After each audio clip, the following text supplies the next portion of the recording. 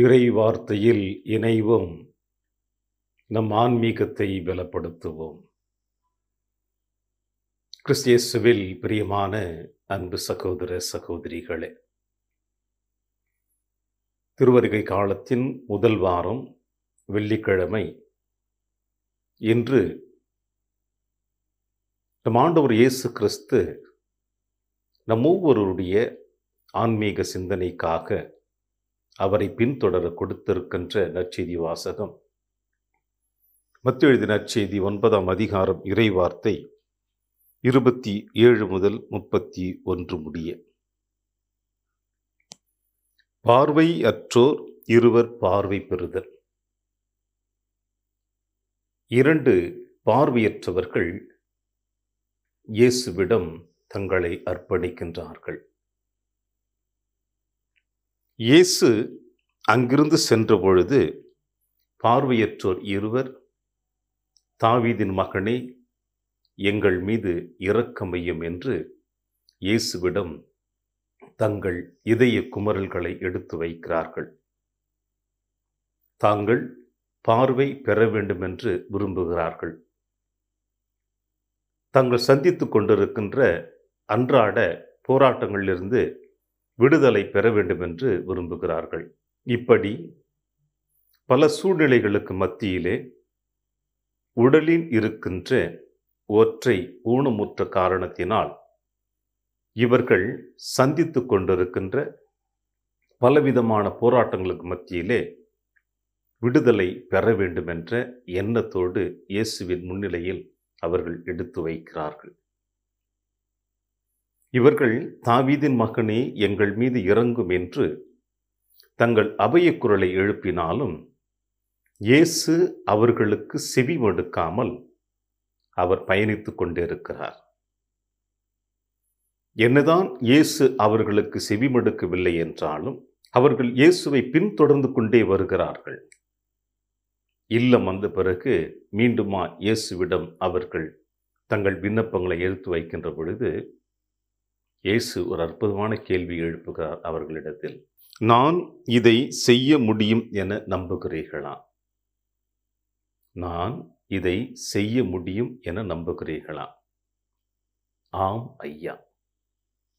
பிரியமான அன்பின் தேவ பிள்ளைகளே, இந்த 2 பார்வையற்றவர்களும் இயேசுவிடம் தாங்கள் இந்த உரிமையை பெற வேண்டும் என்று அவர்கள் நிற்கவில்லை. மாறாக இயேசு வழியாக தங்களுக்கு விடுதலை கிடைத்து விடாதா என்ற இரக்கத்தை அவரிடம் மன்றாடுகிறார்கள். தாங்கள் சந்தித்துக் கொண்டிருக்கின்ற போராட்டங்களிலிருந்து விடுதலை கிடைக்குமா என்ற எண்ணத்தோடு இயேசுவிடம் தங்கள் விண்ணப்பங்களை எடுத்து வைக்கிறார்கள். அன்பார்ந்த சகோதர சகோதரிகளே, திருவருகை காலத்தில் பயணித்துக் கொண்டிருக்கின்ற உங்களுடைய என்னுடைய உள்ளத்தின் ஆழத்தில் இருக்கிற எதிர்பார்ப்பு என்ன? இயேசுவின் 2ஆம் வருகைக்காக நாம் நம்மையே தயாரித்துக் கொண்டிருக்கின்றோம். முதல் வருகையை நினைவுபடுத்தி 2வது வருகைக்காக தயார்படுத்தி கொண்டிருக்கின்ற தருணத்தில் நம்முடைய அன்றாட வாழ்க்கையிலே இந்த பார்வையற்றவர்கள் சந்தித்துக் கொண்டிருக்கின்ற பிரச்சனைகளைப் போல எத்தனை பிரச்சனைகளை நாம் சந்தித்திருப்போம். இந்த பிரச்சனைகள் எல்லாம் சந்தித்துக் கொண்டிருக்கின்ற பொழுது நம் அனைவருக்கும் இந்த 2 பார்வையற்றவர்கள் கொடுக்கின்ற சவால் இதுதான். அவர்களும் இயேசுவிடம் ஒரு முறை முறையிட்டார்கள், விண்ணப்பித்தார்கள். இயேசு அவர்களை கண்டு கொள்ளாமல் தன் பயணத்தை தொடர்ந்தார். ஆனால் அவர்கள் தொடர்ந்து இயேசுவிடம் வந்து தங்களை அர்ப்பணிக்கின்ற பொழுது இயேசு இன்னும் ஒரு கேள்வி எழுப்புகிறார். நான் இதை செய்ய முடியும் என்று நீங்கள் நம்புகிறீர்களா? ஆம் என்று சொன்னார்கள்.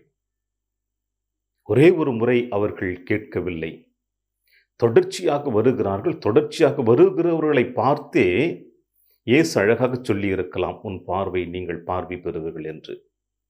இன்னும் அதிகமாக அவருடைய விசுவாசத்தை மக்கள் மத்தியில் எடுத்துரைக்க விரும்பினார் இயேசு. ஆனால் நம்முடைய வாழ்க்கையில் எப்படிப்பட்ட பயணம்? ஆலயமாக இருக்கட்டும், அறிமுகமானவர்களாக இருக்கட்டும், எங்கு சென்றாலும் ஒரே ஒரு முறை முயற்சி எடுக்கின்ற பொழுது அது கிடைக்கவில்லை என்றால் ஆலயத்தையும் அவதூறாக பேசி விடுகிறோம். நாம் யாரை நம்பி சென்றோமோ அவர்களையும் அவதூறாக பேசி முடித்து விடுகிறோம். கேட்டவுடனே கிடைக்க வேண்டும் என்ற எண்ணம் தான் நம் அனைவருடைய உள்ளத்தின் ஆழத்திலே பதிந்து விட்டது. ஆனால் இன்று இயேசு சொல்லுகிறார், முதல் வருகையை நினைவுபடுத்தி இரண்டாம் வருகைக்காக இந்த திருவருகை காலத்திலே பயணித்துக் கொண்டிருக்கின்றன. இயேசு விண்ணகம் சென்று அவர் கொடுத்திருந்த வாக்குறுதியை இன்று வரை விசுவாசிகள் நம்பிக்கொண்டு எதிர்பார்த்து கொண்டிருக்கிறார்கள். நமக்கு முன்னதாக எத்தனை விசுவாசிகள் இயேசு வருவார் என்ற நம்பிக்கையோடு இருந்து இன்று வரை அவர்கள் மண்ணகத்தில் காண முடியாமல் விண்ணகத்தில் இயேசுவை முகமுகமாக தரிசித்துக் கொண்டிருக்கிறார்கள். அது அல்லவா அவர்களுடைய நம்பிக்கை? அதுபோல தானே நம்முடைய வாழ்விலும் நாம் கேட்ட உடனே கிடைக்கவில்லை என்றால் இறைவன் நிச்சயமாக எதையோ ஒன்றை நமக்கு கொடுப்பதற்காக காத்து கொண்டிருக்கிறார் என்பதைத்தான் வெளிப்படுத்துகிறது. இதைத்தான் இன்றைய முதல் வாசகம் நம் அனைவருடைய உள்ளத்தின் ஆழத்தில் பதிய வைத்திருக்கின்றது. எசாயா புத்தகம் 29ஆம் அதிகாரம் இறை வார்த்தை 17 முதல் 24 முடிய. இந்த இறை வார்த்தையில் சொல்லப்படக்கூடிய செய்தி என்னவென்று நாம் பார்க்கின்ற பொழுது, அந்நாட்களில் காது கேளாதோர் ஏட்டுச் சுருளின் வார்த்தைகளை கேட்பர், பார்வையற்றோரின் கண்கள் கார் இருளிலிருந்தும் மை இருளிலிருந்தும் விடுதலையாகி பார்வை பெறுவர்.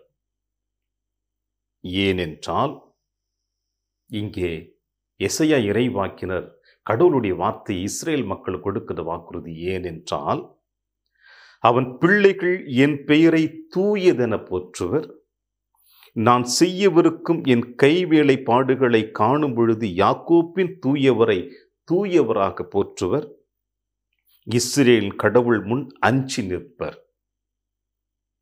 தவறிழைக்கும் சிந்தை கொண்டோர் உணர்வடைவர், முறுமுறுப்போர் அறிவுரையை ஏற்றுக்கொள்வார்.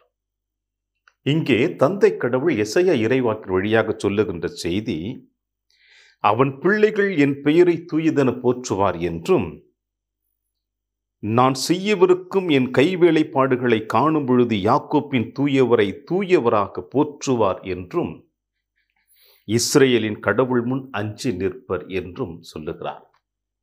பிரியமான அன்பின் தேவ பிள்ளைகளே, ஆக யாரெல்லாம் இறைவன் மீது நம்பிக்கை கொள்கிறார்களோ அவர்கள் அனைவருமே இறைவன் மீது அச்சம் கொண்டவர்கள். இறைவன் மீது அச்சம் என்கின்ற பொழுது இந்த மண்ணுலகில் நாம் காணக்கூடிய அச்சம் அல்ல, மாறாக அது ஞானத்தின் தொடக்கமாக இருக்கிறது. இறைவன் மீது வைத்திருக்கின்ற அந்த நம்பிக்கை இன்னும் சற்று உயர்வடைகிறது, வலுப்பெறுகிறது. எனவே இந்த நற்செய்தி வாசகத்தின் வழியாக இந்த பார்வையற்ற இருவரும் இயேசுவை பின்தொடர்ந்து கேட்டுக்கொண்டே இருக்கிறார்கள்.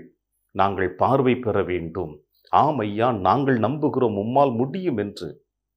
இது ஆண்டவர் மீது வைத்திருந்த அளவு கடந்த அன்பு, நம்பிக்கை, விசுவாசம், அதோடு சேர்ந்து இறைவன் மீது அவர்கள் வைத்திருக்கின்ற பயம் கூட. எப்பொழுது இறைவன் மீது பயமும் நம்பிக்கையும் ஒன்றாக கலந்து செல்லுகிறதோ அங்கே ஞானம் பிறக்கிறது. ஞானம் பிறக்கின்ற பொழுது இறைவனை விட்டு ஒரு பொழுதும் நாம் விலகிவிட முடியாது. இன்று நாம் சற்று சிந்தித்து பார்ப்போம். நாம் கேட்ட பொழுதெல்லாம் கிடைக்கவில்லை என்றதினால் நிச்சயமாக நாம் ஆலயத்திலே இருந்திருக்கின்றோமா, அல்லது ஆலயத்தை விட்டு வேற்று மனிதர்களை, வேற்று தெய்வங்களை தேடி சென்றிருக்கின்றோமா? இல்லை என்று நாம் சொல்லிவிட முடியாது. 100க்கு 90 விழுக்காடு நாம் கேட்டவுடனே கிடைக்கவில்லை என்றால் மாற்று வழிகளை தான் தேடிக்கொண்டே இருப்போம். இன்று பார்வையற்றவர்கள் இயேசுவை பின்தொடர்ந்தது போல நாமும் பின்தொடர்வோம். நம் வாழ்க்கையிலே பலவிதமான வெற்றிகளை நம்மால் காண முடியும் என்ற செய்தியை இயேசு என்று நமக்கு சொல்லுகிறார். இயேசுவின் வார்த்தைகளை வாழ்வாக்க தொடர்வோம். இந்த நாளிலே இறையாசிரியர் என்றும் உங்களோடு.